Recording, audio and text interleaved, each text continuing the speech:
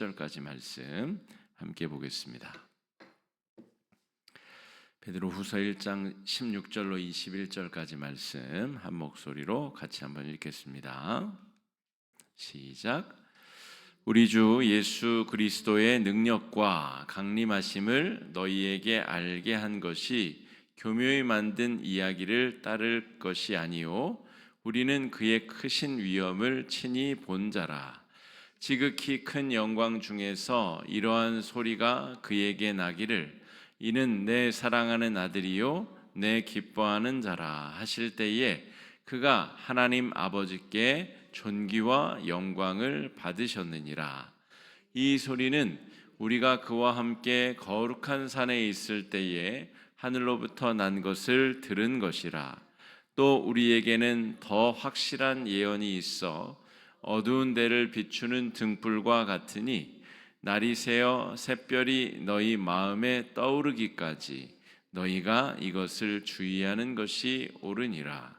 먼저 알 것은 성경의 모든 예언은 사사로이 풀 것이 아니니 예언은 언제든지 사람의 뜻으로 낸 것이 아니요 오직 성령의 감동하심을 받은 사람들이 하나님께 받아 말한 것임이라. 아멘. 우리 오늘 평신도 신학 강좌 85번째 시간인데요. 베드로후서 말씀 살피겠습니다. 베드로후서는 3장까지 있는데 오늘은 1장을 중심으로 베드로후서 첫 번째 시간으로 살필 텐데요.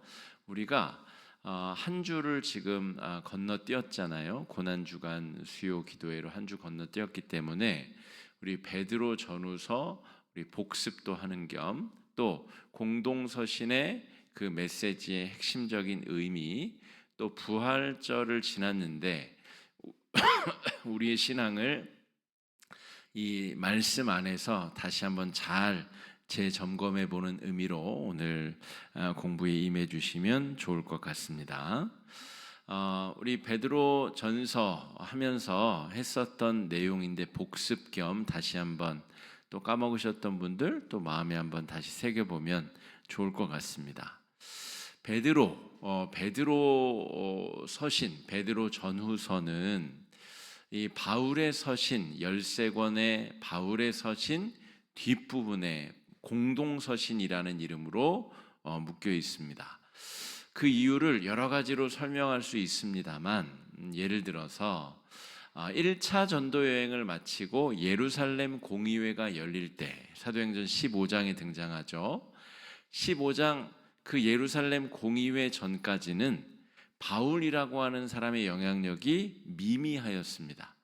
그런데 그때까지만 해도 예루살렘 교회의 쟁쟁한 지도자들 베드로, 야고보, 요한, 안드레와 같은 사람들이 아주 기라성같이 정말 하나님의 귀한 복음을 증거하고 또 예수님의 친견 제자로서 아주 큰 위세를 떨쳤기 때문에 그때까지만 해도 이 베드로 또 나머지 제자들 이 예루살렘 교회 지도자들의 책이 먼저 등재되었을 수도 있습니다. 그런데 베드로 전후서만 해도 60년대에 쓰여진 책입니다. 베드로가 67년 혹은 68년쯤에 순교했다라고 보여지기 때문에 거의 말년에 써진 책이거든요. 그러니까 복음이 전해지기 시작한 그 초창기가 아니라 시간이 꽤 지났기 때문에 그때에는 이 예루살렘 교회 지도자들보다 이 바울의 영향력이 훨씬 더 증대된 상태다 이렇게 또 살펴볼 수가 있겠습니다. 이것은 어떤 그 교회의 영향력 중심으로 봤을 때 그러하다라고 하는 것이고 제가 베드로 전서를 시작하면서 설명드린 이유는 또 다른 이유가 있었죠. 그걸 중심으로 다시 한번 복습해 보겠습니다. 자, 베드로 전후서는 주후 60년대에 기록이 됩니다. 그리고 마가복음이 복음서 중에서는 제일 먼저 쓰여지게 되는데 그게 몇 년대에 쓰여지죠? 네, 70년대에 쓰여집니다. 마가복음이 그러니까 베드로 전후서보다 뒤에 쓰여지는 거죠. 바울 서신보다 더 뒤에 쓰여지는 겁니다. 이 복음서가 뒤에 쓰여지는 이유도 뭐 나중에 또 다시 공부할 기회가 있겠지만, 예수님이 금방 오신다고 했기 때문에 예수님의 말씀을 기록으로 남길 필요가 없었어요. 오히려 예수님이 재림하실 것이기 때문에 핍박당하는 성도들을 위로하고 권면하는 서신들이 훨씬 더 긴박하게 필요했습니다. 그래서 서신서가 먼저 쓰여진 겁니다. 그런데 이 믿음의 사람들이 계속 순교를 당하고 계속해서 참고 인내하고 견딤에도 불구하고 주님의 재림이 늦어지자, 이제 예수님의 제자들이 다 죽어 없어지기 전에 그 어록 자료들을 가지고 복음서를 기록할 필요를 느낀 것이죠. 그래서 마가복음을 흔히 이 베드로가 원저자라고 보는데, 이 베드로 전후서도 이 마가 또 이 실라가 함께 도왔기 때문에 그렇다고 여기는데, 그러니까 베드로가 죽고 난 다음에 마가가 그 전해 들은 이야기, 예수님의 행적과 그 이야기들을 이제 옮겨 적은 것이다, 이렇게 볼 수가 있습니다. 그러니까 이런 전후 좌우 맥락을 잘 살펴서 우리가 베드로 전후서 혹은 야고보서, 이 공동서신이 왜 뒤쪽에 놓이게 되었는가를 우리가 한번 설명드린 적이 있습니다. 자, 기독교가 공인이 된 것은 392년도입니다. 기독교를 믿어도 된다라고 한 것은 훨씬 앞이지만, 기독교를 로마 제국의 제1종교, 공식적인 종교로 선포한 것은 392년입니다. 그리고 신약 성경을 27권으로 땅땅땅 정한 카르타고 공의회가 397년도입니다. 300으로 시작되는 해를 4세기라고 부릅니다. 그러니까 4세기 끝에 이제 기독교도 공인되고, 이제 몇 년 있다가 신약 성경이 27권으로 그거 이상은 더는 이제 추가 안 돼, 여기서 끝이야 라고 땅땅땅 카르타고 회의에서 그렇게 결정을 내렸다는 거죠. 그러니까 요 4세기 말을 잘 기억하셔야 됩니다. 베드로 전후서는 몇 년도에 쓰였다고요? 60년대. 그러니까 390년대면은 벌써 몇 년이 지난 거예요? 330여 년이 지난 다음에 베드로 전후서가 신약 성경으로 땅땅땅 이제 정경 안으로 들어오게 되었다는 거예요. 그러면 60년대에 쓰였는데 만약에 100년도쯤에 신약 성경을 땅땅땅 했다 그러면 황춘정 권사님, 베드로 전후서 어디 넣을 거예요? 그런 힘이 있다, 결정권이 있다 그러면 언제 내실 거예요? 앞쪽으로 넣고 싶으시죠? 왠지 수제자가 예수님, 왜냐하면 우리가 지금 읽은 그 성경 본문 있잖아요. 베드로후서 1장 16절에서 21절 사이에 예수님이 3명의 제자들과 함께 변화산 위에 올라가서 변화되시면서 나타나신 사건을 기록하고 있어요. 그러니까 이 베드로가 실제 변화산에서 그 장면을 목격하고 그 이야기를 들은 게 확실한 거죠. 변화산에는 3명 제자밖에 못 따라갔는데 그 이야기를 지금 베드로 후서에서 기록하고 있다니까요. 그러니까 그래도 베드로가 수제자인데 갈릴리 바다도 한 몇 걸음 걷고 여러 기적도 경험하고, 그래도 저 복음서 다음에는, 그러니까 마태, 마가, 누가, 요한 그 순서도 아마 그럼 마가를 먼저 넣을지도 몰라요. 마가, 마태 뭐 이렇게 하고 그 다음에 사도행전 다음에 베드로 전후서, 야고보서, 또 요한 1, 2, 3서, 뭐 이렇게. 그 다음에 바울은 저 뒤쪽에. 바울은 사실 뭐 예수님 환상 중에 보고 실제로 예수님을 본 적도 없거든요. 그리고 이 바울의 사도성이 굉장히 오랜 기간 동안 의심받았습니다. 야, 너 사도라고 하는데 너 사도 자격 있는 거 맞아? 예수님 제자로 너 자격 있는 거 맞아? 계속해서 그 의문 부호가 따라다녔거든요. 그러니까 지금 베드로 전후서가 쓰여지고 나서 한 3, 40년 뒤에 성경이 정경으로 땅땅땅 정해졌다면 베드로 전후서가 앞쪽에 위치했을 가능성이 굉장히 높아집니다. 그러면 어떤 일이 벌어질까요? 안원규 집사님. 베드로 전후서가 앞에 위치했다. 그러면 우리 신앙인들의 신앙의 판도가 어떻게 달라졌을 거라고 예측이 되세요?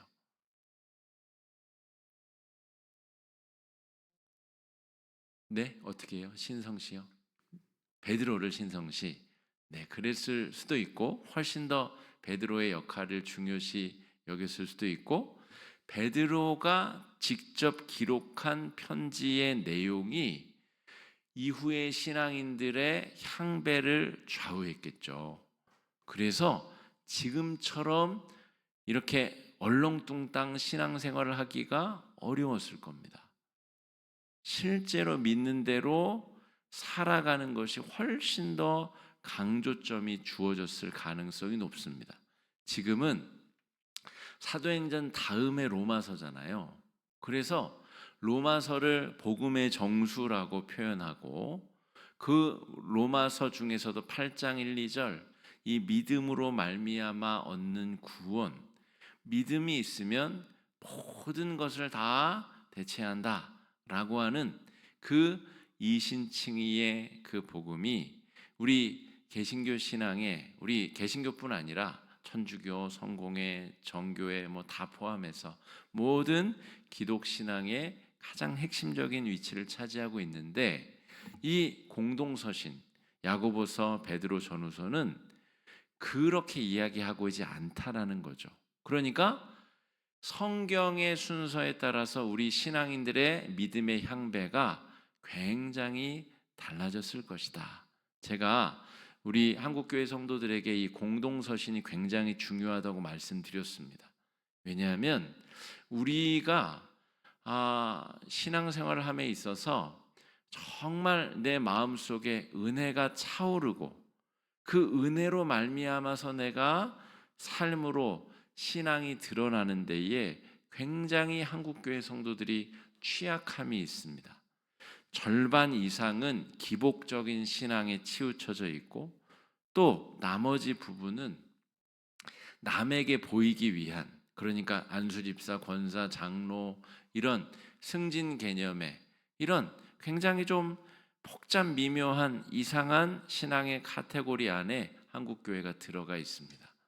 신앙의 본질 아침에 딱 눈에 떴을 때 예수 십자가의 은혜가 막 샘솟듯이 몽글몽글 솟아 올라와서 하루를 살아낼 수 있는 능력과 힘이 그 십자가의 은혜로부터 공급되는가?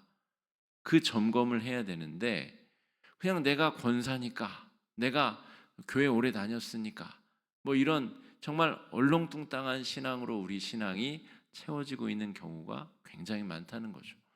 교회에 사람 만나러 오시는 분들도 굉장히 많습니다.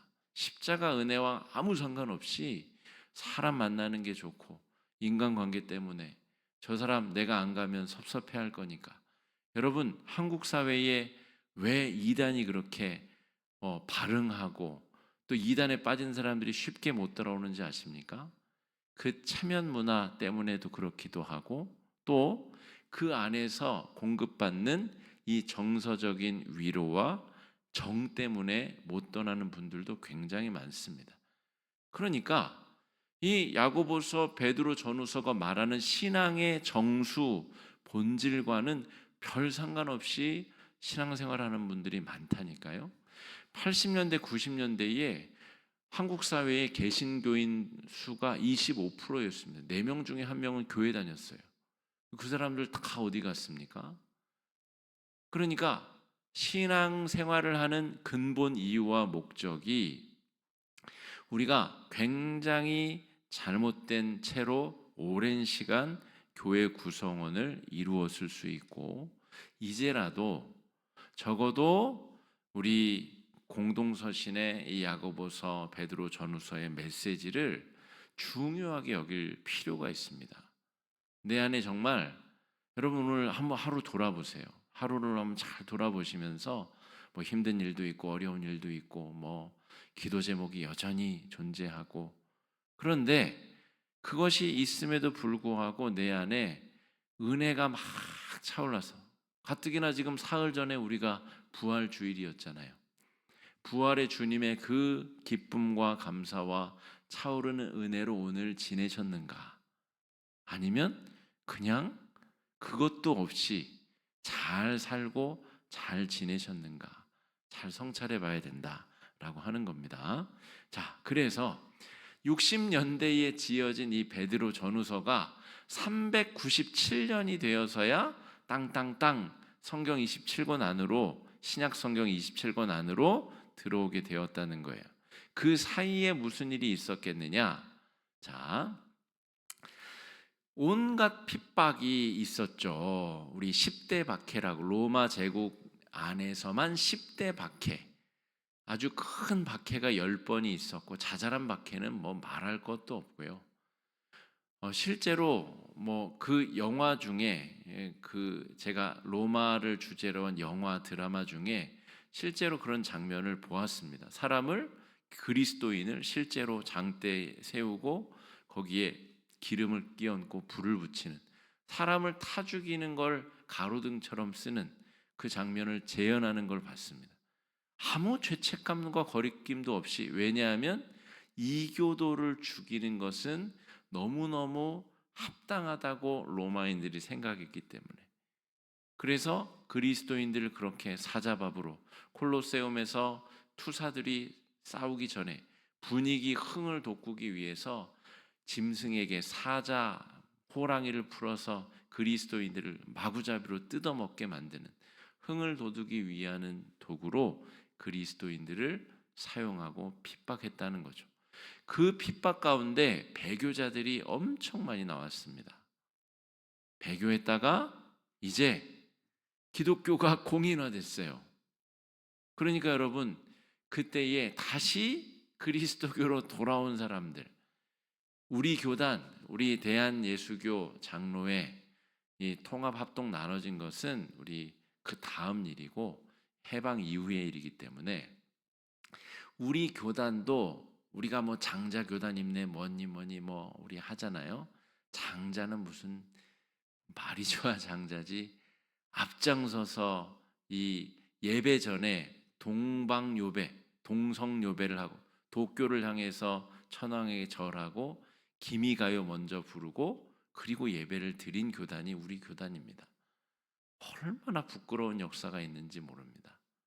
그러니까 여러분, 신앙 지키다가 투옥돼서 손톱 뽑히고 고문당하고 하신 성도들은 극소수고, 대다수 성도들은 아마 저도 그 당시에 살았다면 아마 그 대다수의 사람 안에 들어갔을 가능성이 높겠지만, 제가 저를 생각할 때 아마 저도 그런 부끄러운 결정을 했을 가능성이 있습니다만, 많은 대다수의 사람들이 이 배교를 했다가 다시 돌아왔는데, 돌아와서 교단의 지배적인 영향력을 가지는 사람들이 누구예요?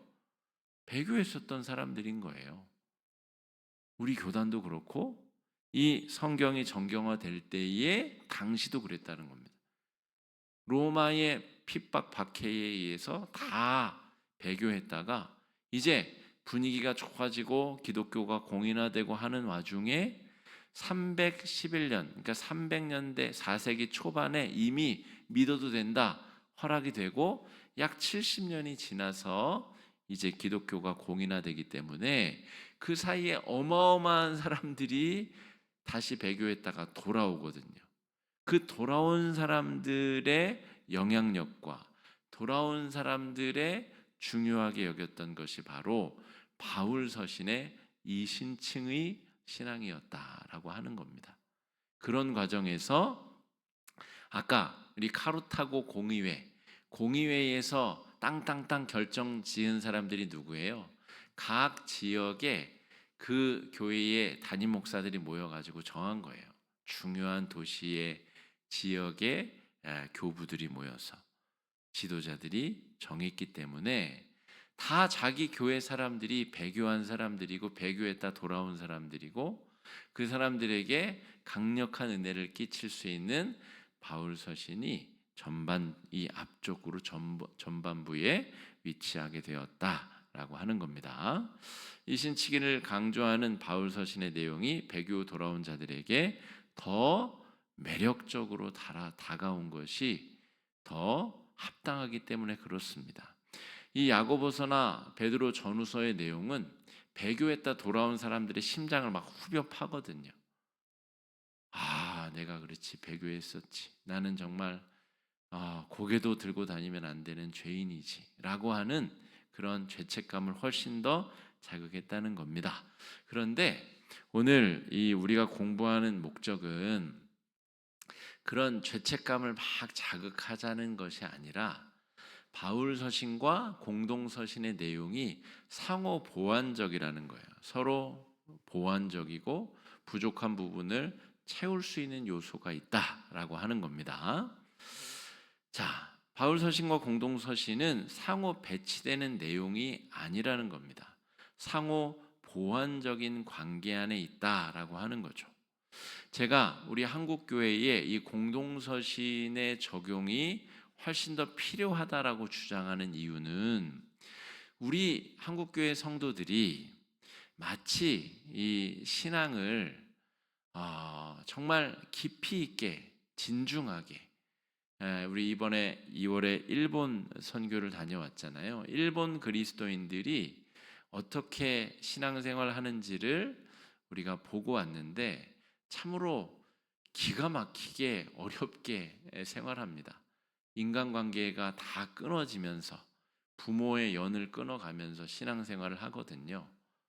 그 공동체는 뭔가 3, 4개월씩 마을 축제를 준비하고 그것으로 막 들떠서 3, 4개월 막 돌아가는데 그리스도인들은 그 패턴에 맞춰서 일상을 살아갈 수 없는 사람들입니다. 그 준비가 주말에 이루어지는데 주일에 가서 예배를 드려야 돼서 그 마을 행사 준비하는데 일원으로서 참여하지도 못하고 그러니까 그 마을을 살아가는 철저인 이방인으로 취급받으면서 신앙을 더 중시 여기면서 가족과의 연이 끊어지더라도 그렇게 살아내고 있는 일본 그리스도인들을 보고 왔습니다. 그런 것에 비하면 우리는 너무나 신앙생활이 정말 언제든 양보할 수 있는 캠핑도 가야 되고 골프도 쳐야 되고 뭐도 해야 되고 너무나 쉬운 것들에 신앙이 양보되는 그런 신앙생활을 우리가 하고 있는 것은 아닌가 한번 돌이켜 보자는 거죠. 이 공동서신의 이 신앙은 우리가 정말 가장 값지고 좋은 것을 얻었으므로 나머지 것들을 거룩하게 낭비할 수 있어야 된다는 겁니다. 포기할 수 있는 자유가 우리에게 있다는 거죠. 그리고 이 땅에서 내가 이것도 누리고 저것도 누리고 할 수 있지만 이 땅에서의 우리가 삶이 나그네 인생이기 때문에 정말 저 천국에서의 영원한 그 하나님의 칭찬과 그 축복을 사모하는 마음으로 이 땅에서 그 자질구레한 기쁨들을 내가 과감하게 포기할 수 있다라는 고백이 공동서신의 고백입니다. 그런데 한국교회 성도들은 아유 천국 당연히 가지, 천국 가고 이 땅에서도 마음껏 누릴 거야, 이런 어떤 이런 뭐랄까 이런 해괴한 신앙이 마치 그냥 표준처럼 돼 있는 그런 신앙을 우리가 살고 있습니다. 우리 교회 새가족 교육 때는 제가 우리 교회를 가급적 잘 설명드리려고 애씁니다. 그리고 신앙의 방향이 우리 교회와 맞지 않으신 분들은 잘 새겨 들으시고 다른 교회로 가시도록 제가 그렇게 안내를 드리는 때도 있습니다. 뭐하러 그렇게까지 하느냐라고 할 수 있겠지만 여러분 그게 낫습니다. 서로를 위해서. 우리 교회 공동체는 그냥 아무 교회나 가도 되는 그런 성도들이 와도 되는 그런 교회가 안 됐으면 좋겠습니다.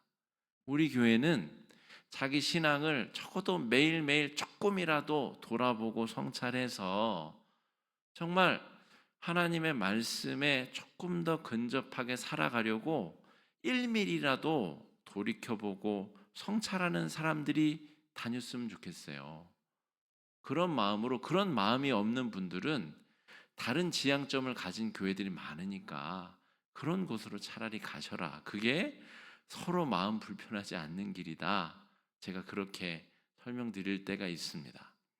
여러분, 우리가 이 세상이 한 번 지나가면 이제 끝나요. 두 번이 없습니다. 우리 불교도도 아니고 뭐 윤회하고 이런 게 아니지 않습니까? 어차피 이 신앙생활이 우리 생을 가는 동안 한 번 끝나게 되면 이제 우리는 주님 나라에서 영원한 부활의 몸으로 깨어날 것인데 이 베드로의 이 고백에 우리가 동의한다면 이 나그네 인생길 우리가 여행 갔다가 본향 내가 원래 가야 될 곳으로 돌아가게 될 거인데 그때에 내가 후회하지 아니하고 부끄러워하지 아니한 그런 삶을 사는 것 그게 정말 중요하지 않겠습니까? 그냥 어렸을 때부터 다녀왔기 때문에 다니는 교회는 유대교적 신앙입니다. 유대교. 오늘 그 뒷부분에 그 내용도 나오는데 유대교인은 여러분 태어날 때부터 유대교인입니다. 태어나서 남성들은 8일 만에 할례를 받아야 되고 태어나자마자 율법의 틀 안에서 안식일 규정부터 먹고 마시는 온갖 규정이 그러니까 마음으로부터 뭔가 역동이 일어날 필요가 전혀 없죠. 그냥 태어날 때부터 유대인으로 살아왔고 행동이 자신의 마음과 삶을 지배하기 때문에 우리 한국 그리스도인들이 마치 유대교인처럼 하나님을 믿는 경우가 많다는 겁니다. 그냥 어차피 똑같기 때문에 이번 주 내가 놀러 가느라고 교회 안 가도 크게 다를 바가 없는 거죠. 큰 어떤 그게 없는 겁니다. 믿어왔고 앞으로 믿을 거고 그냥 어차피 천국은 갈 거기 때문에 그런 식의 신앙은 이 공동서신에 의하면 아주 회초리를 맞고 혼쭐을 나고 정신을 차리게 된다는 것을 우리가 기억해야 되겠습니다. 자, 그래서 요 앞에 부분이 우리가 전에 베드로 전서하면서 사실 했었던 내용인데 다시 한번 복습을 한 것이고요. 자, 도나투스와 아우구스투스 우리가 이거는 이제 라틴어로 읽으면 아우구스투스가 되고 흔히 우리가 어거스틴이라고 부르는 성인 교부가 성자 교부가 있죠. 이 아주 중요한 신학적 토대를 쌓은 교부입니다. 그러니까 교부라는 사람 그렇게 큰 업적을 쌓은 우리 신앙의 선배를 교부라고 부르는데 이 어거스틴이라는 사람이 어떻게 설명할 수 있냐면 여러분 그 이후에 수많은 신학자들이 이런저런 신학적인 이론들을 찾아내고 만들어냈잖아요. 다 그런 것이 어거스틴 신학의 주석이다 이렇게 보셔도 무방할 정도로 이 기독 신앙의 큰 틀을 토대를 만든 신학자입니다.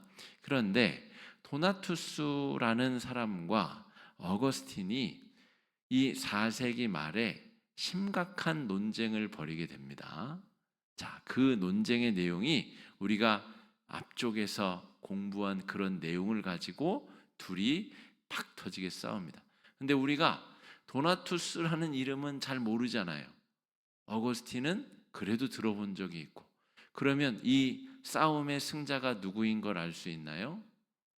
어거스틴이 이긴 겁니다. 도나투스는 졌죠. 자, 그러면 도나투스는 무슨 주장을 했고 어거스틴은 무슨 주장을 했는지 살펴보겠습니다. 도나투스는 배교했다가 돌아온 사람들이 있잖아요. 당신들 끝장났어. 당신들 구원 못 받아. 한 번 배교했으면 끝장나는 거지. 베드로 전서에 그런 얘기 나와요, 안 나와요? 나와요. 한 번 배교한 자는 다시 돌아와도 소용없다. 이런 무시무시한 이야기가 나오거든요. 그러니까 도나투스는 영적 순결주의자였습니다. 그래서 여러분, 이 배교했다가 돌아온 사람들 중에 이제 교회 지도자들도 있었을 거 아니에요. 그리고 세례를 베푸는 거예요. 자, 나오세요. 성부와 성자와 성령의 이름으로 세례를 베푸노라. 도나투스는 그거는 가짜라고 주장했습니다. 효력이 없다. 배교했다가 돌아온 종교 지도자가 주는 성찬식, 세례식은 다 가짜다, 다 무효다. 이렇게까지 주장을 했습니다. 그러니까 이 도나투스의 주장을 우리가 어떻게 바라볼 것인가? 사실 우리 한국 교회 사에서도 이 투옥 성도들, 이 일제 시대 때 감옥에 갔었던 성도들이 이제 추록을 한 다음에 똑같은 주장을 했습니다. 배교한 사람들 다 천국 측에서 지워졌다. 그래서 우리는 당신들하고 더 이상 신앙생활을 같이 할 수 없다. 그래서 그들이 모인 게 바로 고려파라고 하는 장로교단의 저 부산 기장 중심으로 아주 왕성하게 활동하는 고신교단입니다. 자, 그런데 이 영적 순결주의가 그러면 다 맞느냐? 꼭 그렇게만 볼 수 없습니다. 자, 어거스틴은 다수파의 수장이었습니다. 아까 다수파는 누구였다 그랬죠? 배교했다가 돌아온 사람들, 혹은 나중에 핍박이 끝난 다음에 예수 믿은 사람들, 이 사람들이 다수파였다는 거죠. 그래서 아까 어거스틴이 정립한 신앙의 틀이 모든 기독 신앙의 기틀이 된다라고 말씀을 드릴 정도로 중요한 사람인데, 이 사람이 주장한 바는 뭐냐면, 자, 이 배교했다가 돌아온 이 목회자가, 수사가, 사제가 성례를 베풀고 세례를 베풀지만 이것은 성령을 통해서 하는 일이므로 사람이 때가 묻었다고 해서 그 성례 자체가 오염된 것은 아니다 라고 신학적으로 정의를 합니다. 그러니까 도나투스와는 반대편에 있는 이야기가 되겠죠. 근데 여러분 생각해 보세요. 우리 한국 교회에도 우리 윤리적인 문제를 일으키는 목사님들 많이 계시잖아요. 우리 평생 목회 잘하시다가 말년에 세습하시는 분들도 계시고 여러 가지 문제를 일으키시는 목사님들. 그러면 여러분 어거스틴처럼 생각이 드세요? 도나투스처럼 생각이 드세요? 어떻게 생각이 드세요? 성령을 통해서 설교도 하셨고 모든 목회를 하셨으므로 저분의 연약함은 괜찮아. 여러분 그렇게 딱 인정이 되시나요? 마음의 상처도 받고 시험도 들고 어려움이 들잖아요. 그래서 두 양쪽 다 맞는 말이고 또 어느 것이 100% 맞고 어느 것이 100% 틀리다라고 말할 수는 없습니다. 아까 그래서 제가 바울 서신과 공동 서신은 어느 쪽이 맞고 어느 쪽이 틀린 것이 아니라 상호 보완적이다라고 설명을 드렸죠. 그러니까 여러분, 제가 지금 공동 서신을 강조하고 있기는 하지만 그러면 바울은 삶을 얘기하지 않았느냐? 아닙니다. 로마서 12장부터 16장까지가 죄다 삶에 대한 이야기입니다. 믿는 대로 그대로 살라고 써놨어요. 그런데 훨씬 더 이 죄졌다가 돌아온 사람들의 마음에 훨씬 더 편안하게 구성이 그렇게 돼 있었을 뿐이지 바울 서신이 무슨 믿음만 있으면 다 망고땡이다 이렇게 말한 적이 없어요. 그런데 그 구성상 바울 서신이 앞쪽에 훨씬 더 그 논리적으로 그 이론을 정립해 놨기 때문에 그렇게 편안하게 느껴진다라고 하는 것입니다. 그러니까 여러분 이게 맞고 저게 틀려라고 하는 그런 아주 흑백 논리적인 생각은 신앙생활에 큰 도움이 되지 않습니다. 여러분, 왜 이런 복잡한 얘기를 제가 수요기도회 때 할까요? 여러분, 이 시간이 평신도 신학 강좌인데 이런 고민을 해야 신앙이 성장합니다. 내가 그냥 무조건 비난하고 공격했었던 그 행동을 나도 할 때가 있거든요. 그러면 그때는 부끄러워서 어떡하려고 그래요.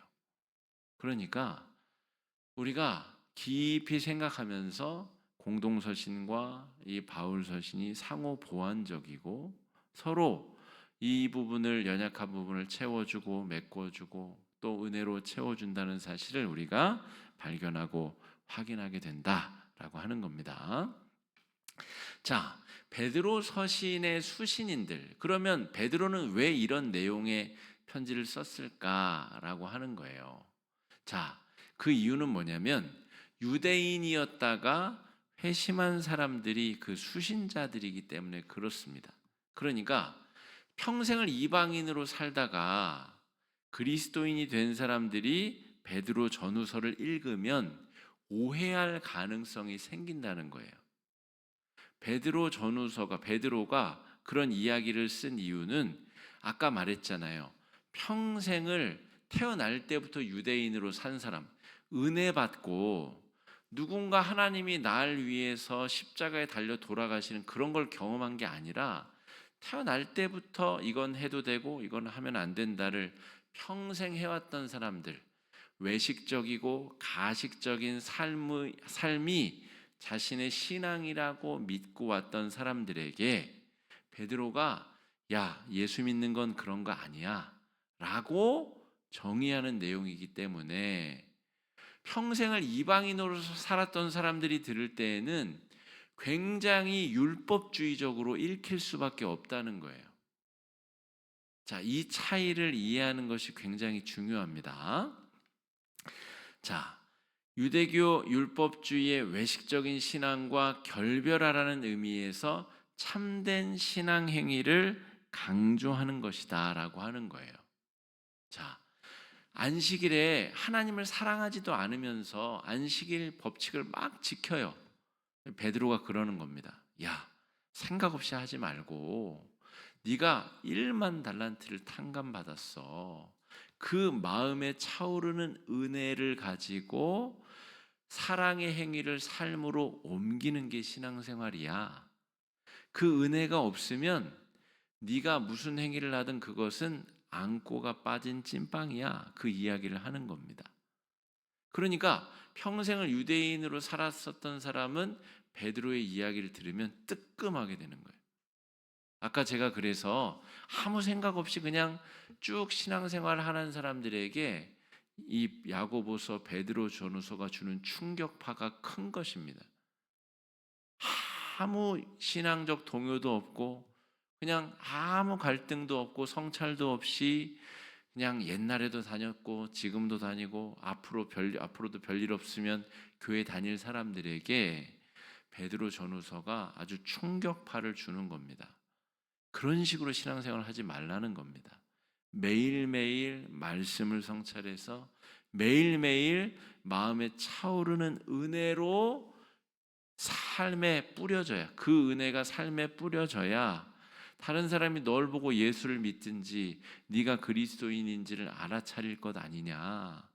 왜 그렇게 예전 유대교인처럼 예수를 믿느냐라고 질책하시는 내용이 베드로 전후서다라고 하는 겁니다. 자, 바울 서신은 바울도 여러분 로마서 9장, 10장, 11장에 유대인을 향한 피 끓는 심정을 토로하잖아요. 그러니까 바울의 이 서신의 대상은 범용입니다. 범용. 그러니까 이방인이었다가 예수 믿은 사람들도 대상이 되고 유대인이었다가 예수 믿은 사람들도 다 빨아들일 수 있는 책이 바울 서신의 내용이라면 야고보서나 베드로 전후서는 특화되어 있다는 거예요. 특화되어 있어. 누구에게? 유대인이었다가 예수 믿은 사람들. 다시 그 외식적인 신앙, 생각 없이 그냥 형식으로만 믿는 유대교로 돌아갔다가 다시 돌아올 수는 없다는 거예요. 한 번 은혜를 경험한 사람이 다시 그리로 간다는 것은 불가역하다, 있을 수 없다. 그런 이야기를 하고 있는 겁니다. 그러니까 그냥 배교했다가 돌아온 사람들의 이야기를 하는 것이 아니라는 관점에서 베드로 전서의 말씀을 살펴보면 또 다른 은혜가 있을 수 있다 하는 겁니다. 자, 요 구절이 핵심인데 한번 읽어보겠습니다. 시작. 그러므로 너희가 지식의 절제를, 절제의 인내를, 인내의 경건을, 경건의 형제 우애를, 형제 우애의 사랑을 더하라. 아멘. 여러분, 유대인에게는 이 모든 말이 필요가 없습니다. 믿음? 믿음으로 유대인 된 거 아닌데? 난 태어날 때부터 유대인이었는데? 우리 엄마가 유대인이라 난 유대인인데? 여러분, 믿음이 필요가 없다니까, 유대인들은. 그러니까 지금 베드로가 믿음으로부터 시작되는 이것이 평생을 유대인으로 살아왔던 사람에게는 너무너무 충격적인 겁니다. 하나님의 자녀가 되는 데에 믿음이 필요하다는 거예요. 유대인은 이런 식으로 산 적이 없어요. 그냥 이걸 하면 유대인이고 이걸 하지 않으면 유대인이 되는 겁니다. 그 규칙을 깨는 순간 비유대인이 되는 것이지, 믿음이 있다고 유대인이 되는 게 아닌 사람들에게 베드로는 지금 뭐라고 말하냐면, 야, 너희는 지금 예수의 보혈로 거듭난 사람들이야. 그러므로 너희의 신앙에는 믿음이 그 알맹이 본질로 자리 잡고 있어야 돼. 모든 것은 믿음으로부터 시작되는 거야. 여러분, 이신칭의 그 이야기를 지금 베드로가 하고 있는 거예요. 바울 서신과 정딴판 얘기를 하고 있는 게 아닙니다. 똑같은 이야기를 하고 있는 거예요. 대신에 대상이 유대인들이기 때문에 유대인들은 믿음으로 신앙생활을 해본 적이 없어요. 날 때부터 그냥 주입식으로 하나님이 천지를 창조했다고 주입받았고 그냥 그렇게 달달달달 성경을 외우면서 행동으로 정신이 지배를 받으며 살아온 사람들에게, 아니야, 믿음으로 너는 다시 태어나는 거야. 믿음에 무엇을요? 덕을. 믿음이 있는 사람은 내가 1만 달란트 탕감을 받았기 때문에 다른 사람에게 내가 하는 말, 다른 사람에게 용서와 자비를 베푸는 일, 덕이 덮여진다는 거죠. 믿음의 덕을. 덕의 지식을. 지식은 뭐예요? 하나님이 하늘 영광 버리고 이 땅에 내려오셨다는 그 지식, 그리고 그럴 수밖에 없는 하나님의 그 본체, 사랑의 본체에 대한 지식. 하나님께서는 하늘로 올라가셔서 제자들에게 그 사명을 맡기셔서 우리가 그 복음을 증거할 사명을 받았다는 그 지식, 이 복음 전반에 대한 지식을 우리가 그 위에 다시 쌓게 됐다는 거죠.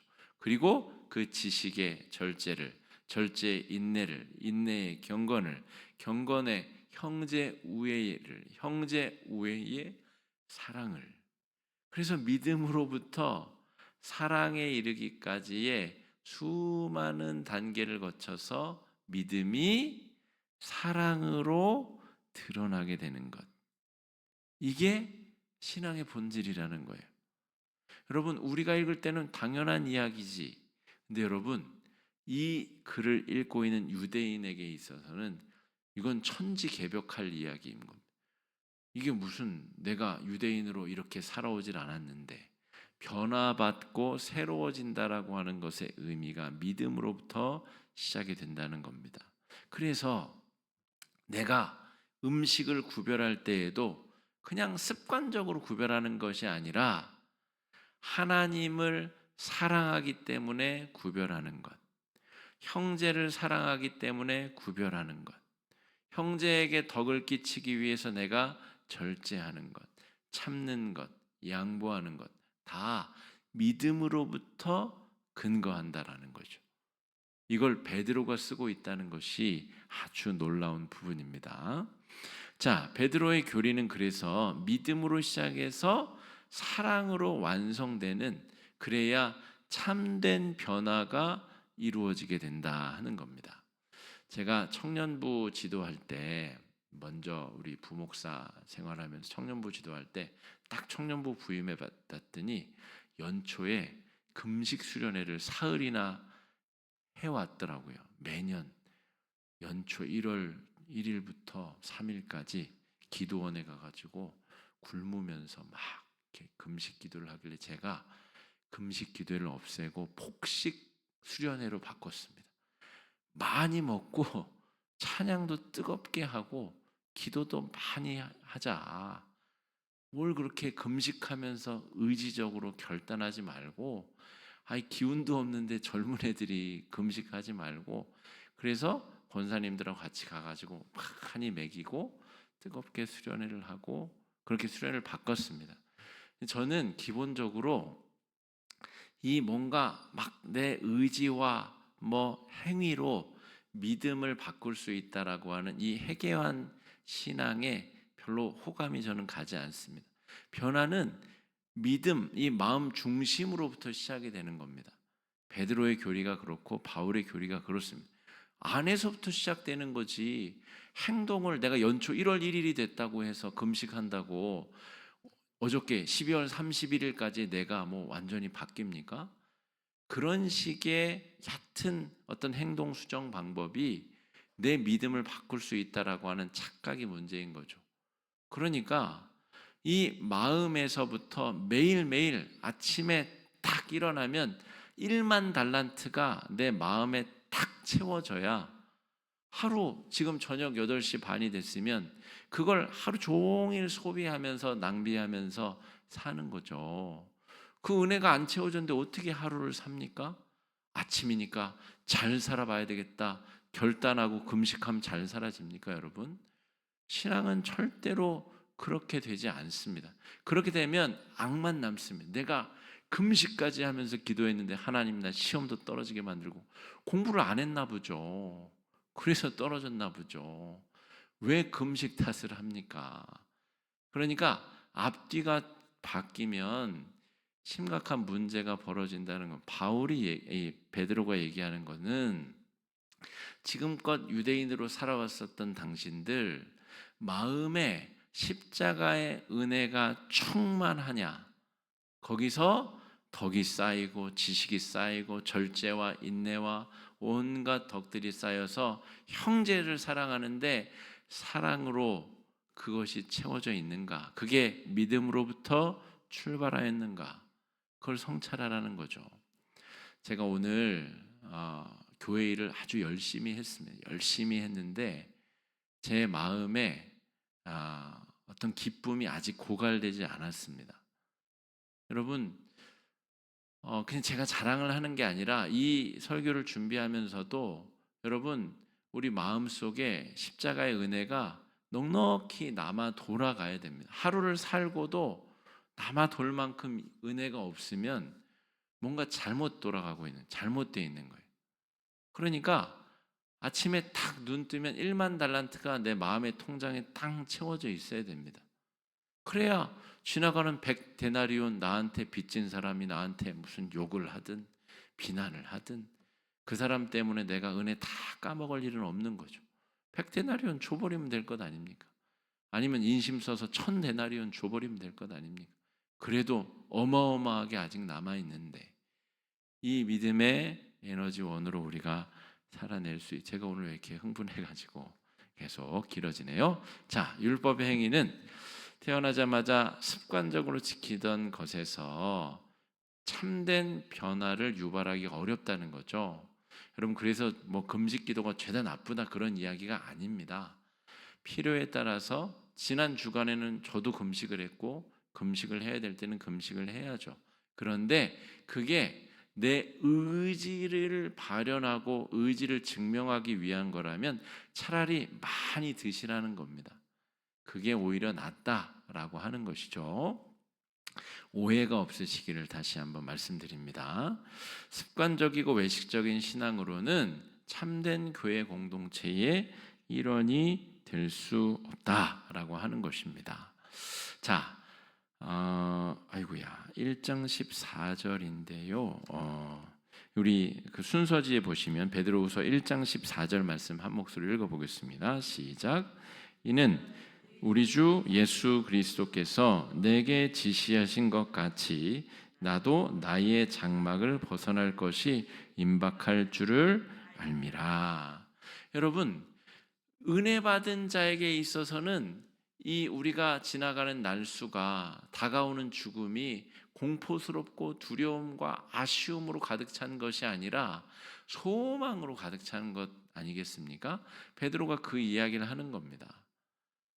내가 죽음을 향해서 다가가고 있는데 아쉽고 천년만년 살고 싶은데 아쉽고 정말 속상하고 뭐 그러기야 하겠죠. 사랑하는 사람들 더 못 보고 뭐 그런 데면 아쉬움도 있겠으나 주님께서 나를 부르시는 그때가 되면 이 세상을 이별하고 나그네 인생길 끝나고 이제 본향으로 가게 될 텐데 그 또한 소망으로 넘치는 삶이 아니겠느냐, 그 이야기를 하고 있는 겁니다.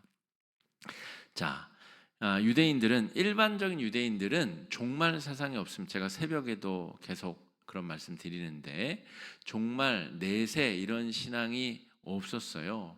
나중에 예수님이 오셔서야 이제 전체 구원의 맥락이 탁 이제 규정 지어지게 되는 겁니다.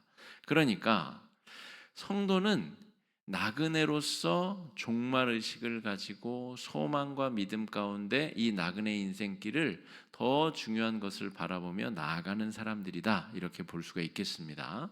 베드로도 평생을 유대인으로 살아왔던 사람인데 그 안에 정말 놀라운 은혜의 변화가 생기기 시작했고, 그가 죽음을 맞이할 때 역십자라고 하죠.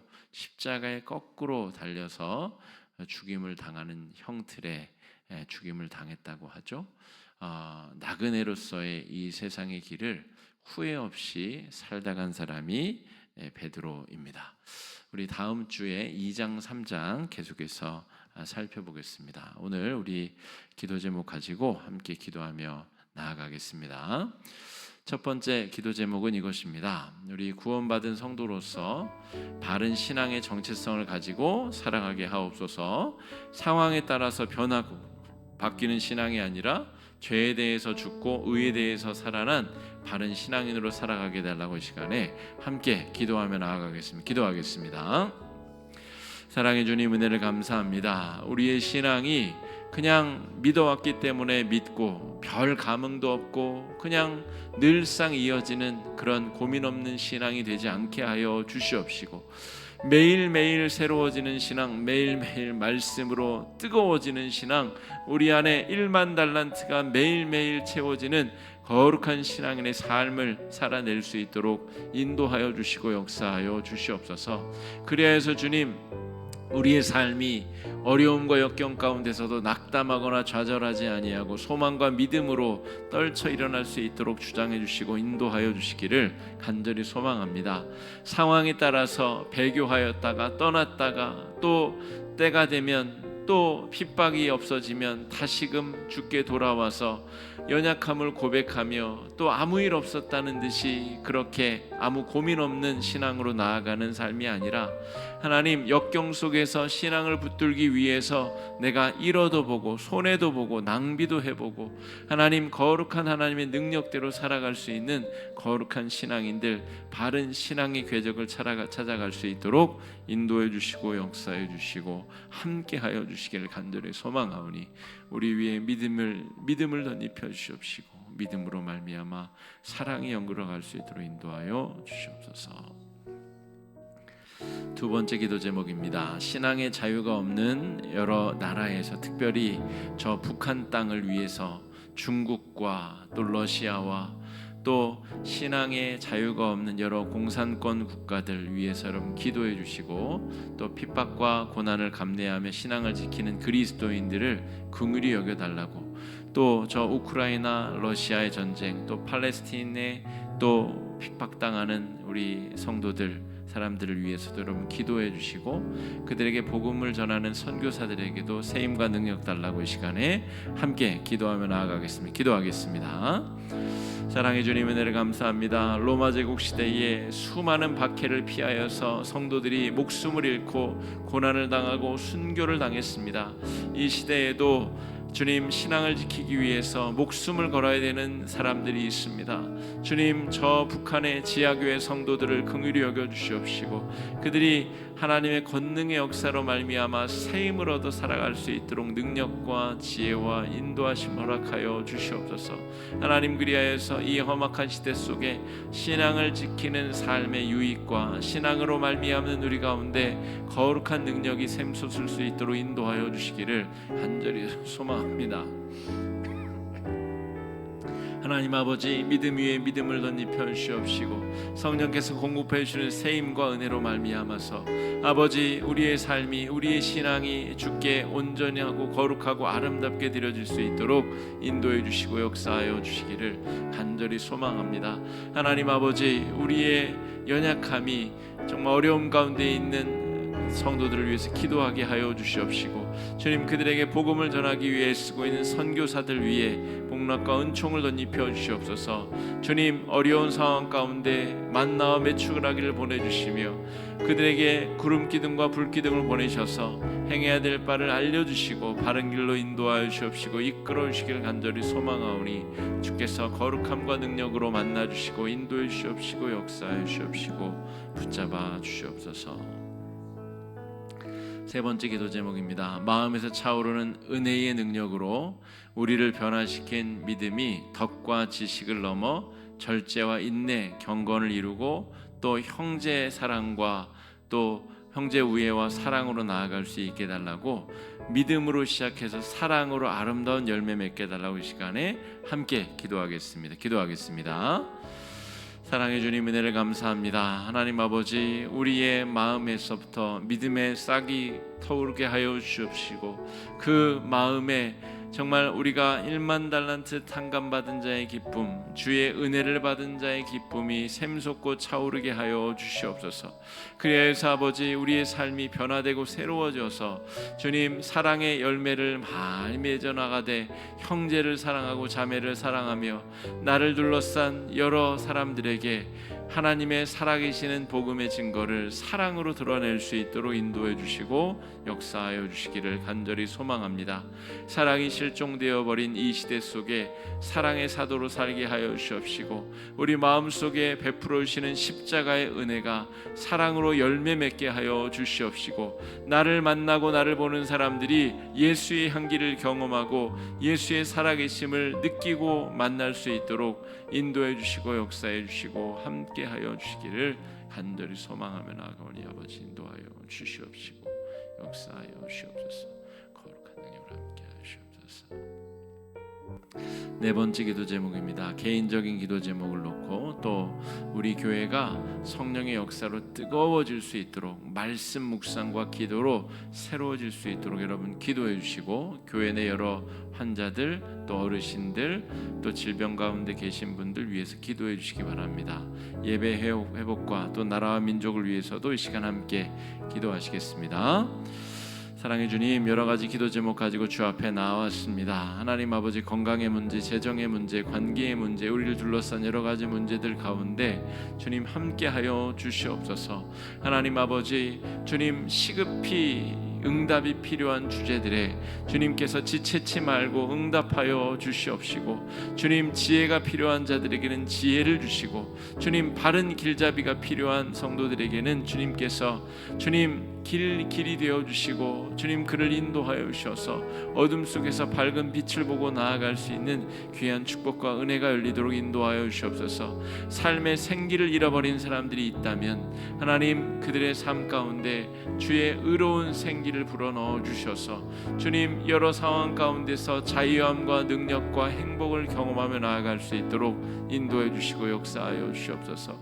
믿음에 믿음을 덧입혀 주시옵시고 하나님의 거룩한 능력과 임재가 우리 가운데 드러날 수 있도록 주님 주장해 주옵시고 역사하여 주시기를 간절히 소망합니다. 하나님 아버지, 주의 권능의 역사로 우리 삶 가운데 날마다 새로워지는 축복의 능력의 역사가 가득할 수 있도록 인도하여 주옵시고 역사하여 주옵소서.